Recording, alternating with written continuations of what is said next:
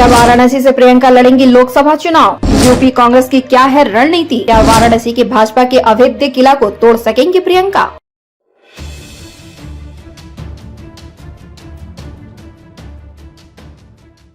वाराणसी संसदीय सीट से नरेंद्र मोदी को प्रियंका गांधी चुनौती दे सकती है। पीएम मोदी के खिलाफ प्रियंका के ताल ठोकने की खबर है। उत्तर प्रदेश कांग्रेस के अध्यक्ष अजय राय का कहना है कि प्रदेश इकाई पार्टी नेता प्रियंका गांधी वाड्रा को वाराणसी से चुनाव लड़ाने की इच्छुक है। इसके लिए जल्द ही पार्टी के शीर्ष नेतृत्व को प्रस्ताव भेजा जाएगा।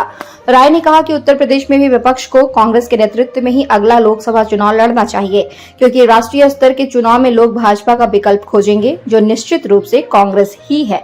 बता दें कि प्रियंका वाड्रा की भूमिका को राजनीति में विरोधाभास के तौर पर देखा जाता है।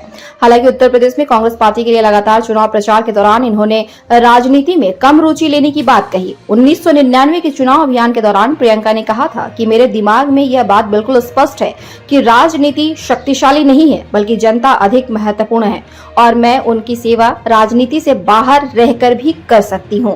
उनके औपचारिक राजनीति में जाने का प्रश्न परेशानियां युक्त लगता है।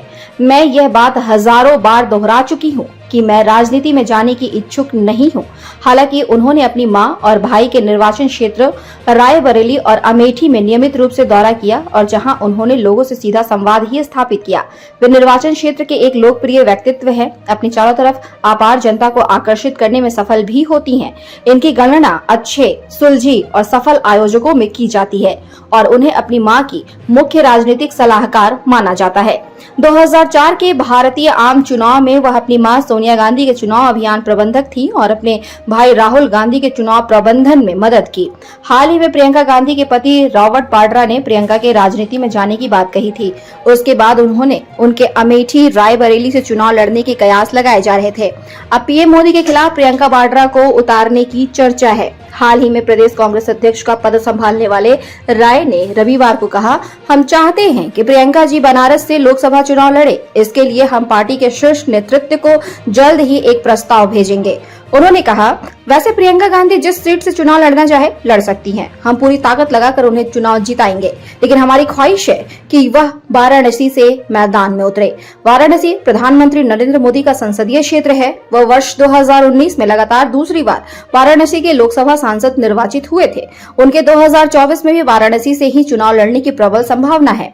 राय ने कहा, बस यही संदेश देने की कोशिश है कि मोदी सामने कोई मजबूती से खड़ा हुआ है। वाराणसी लोकसभा क्षेत्र पिछले 3 दशक से भी ज्यादा समय से भाजपा का गढ़ बना हुआ है।